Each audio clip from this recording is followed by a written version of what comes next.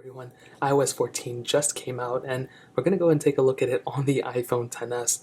Now honestly, there's nothing too crazy for this specific phone. This is a very new phone. Everything's going to be working perfectly fine on here. But before I get too deep, do not install this beta on your device. Whether you have a XS or even an 11 Pro Max, this is a beta. It's not going to work perfectly. So you're going to run into a lot of problems. I have the 11 Pro. I'm not going to install the beta yet. I'm going to wait for a little bit. But I'll install it on all my other devices. These are not my main devices, so keep that in mind. But this update, honestly, is probably one of the biggest updates in iOS history, probably since iOS 11 at least. I would put it up there with like iOS 7 in a way, because if you think about it, this whole update is kind of a visual change. Apple really kind of changed a lot of things they had with it, and especially things that have been, since even the first version of iOS, like the home screen. We now have these home screen widgets and everything, which is really cool. Now the update itself was about 4 gigs on all my devices. I didn't find one device that was way more. I was coming from iOS 13, so keep that in mind. So on this one was 4.88, so a little bit higher on this one, but still around that range. It wasn't like 6 or 7. If you're coming from iOS 12, it might be, but on this one it was about 4.88. And I did run a multi-core score as well, and a benchmark from Geekbench, the very first one I ran. And you can see my single core score, 1094, multi-core score, 2024. So pretty good overall. I ran a metal score as well, 5124, which is extremely high for a phone like this, which is really cool. Now on to the main changes. So obviously the first one, the home screen widgets, we now have the capability of adding the widgets on these screens onto our main panel here, which is so awesome. So I can go ahead and grab this widget just by grabbing it like this. I can go and shake it around if I want to, and my hands are too small to bring it on that side, but I can grab it, put it over here, or put it over here, it doesn't matter, and just drop it like that. And the XS, it's a very fast phone, so everything is seamless, it works perfectly fine.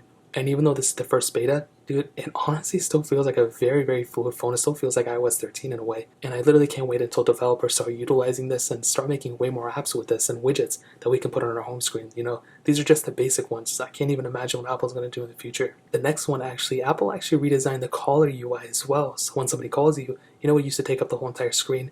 Now we'll actually just get a little pop-up on the bottom or the top here, and we can dismiss it, we can close the call, we can answer it, and all that stuff. And I think that's a really, really awesome thing that Apple did. So we were complaining about it, a bunch of jailbreak tweaks were out there, but now we do have that capability natively within iOS, which is so awesome. We also have this other feature called App Library, which is right here. Now this is very interesting. I don't know, I wouldn't really use it that much, I don't think, not yet, but maybe I'm wrong. And basically it shows you all your apps here. If you want to see more, you can just click right here, and it just basically breaks it down into folders, which is really awesome. Now you can also get a list view of all your apps right here, so you can swipe through and see all these different apps, which I think is really cool.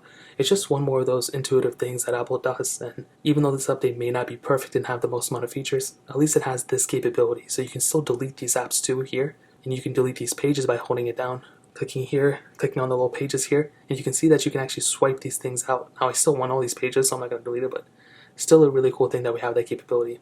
Now another awesome thing that I might not be able to showcase is that now we have the capability of picture-in-picture. Now it keeps going in the YouTube app. I cannot get picture-in-picture working for YouTube, which is totally okay. It only works in Safari, so I have to delete the YouTube app. But basically we have that capability now, which is really, really awesome. I think that's one of my favorite things right now, and probably that's probably my favorite feature of iOS 14 right now. And just being able to watch a video while I'm scrolling through the pages and everything is so awesome. I do that on my iPad. I did that when I had a jailbroken iPhone 10. I really do miss it, and that's one of every single jailbreak video I've ever done has some type of picture-in-picture thing in it, because it's one of my favorite features for sure. Now Siri also got a little bit of an update. So before, Siri would take up the whole entire display.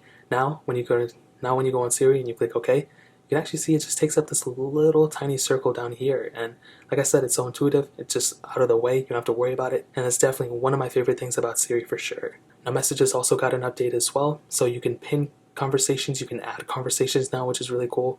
You have new memojis, new emojis as well, and you can actually add people within Messages now. So you can add me or at you or whatever, and they'll get the notifications and it'll say someone added you. And I think that's really cool. They're trying to make it into a social media, and I think that's the first way they're gonna do it. Mark my words right now. And some other apps got updates too. Maps got an update, CarPlay got a little bit of an update, and devices with U1 chips actually work better with iOS 14 now too, which is really cool, and they have more functionality. So ultimately, iOS 14 I think is going to be a really good update. I just would not recommend updating right now. So that's pretty much it. That's how it's going to hold up on the iPhone XS right now. If you guys have any questions or anything, let me know in the comment section below. Hit the like button, that would mean so much, but definitely hit that subscribe button. Every single subscriber that we get really does count, so it means so much if you guys can hit that. Also check out the other links down in the description as well. My Twitter, my Instagram, my main channel. All those links are linked down below. I'd really appreciate if you guys to check it out. More importantly than everything else, I love every single one of you guys. Hopefully I'll catch you guys in the next video. Peace out to everyone.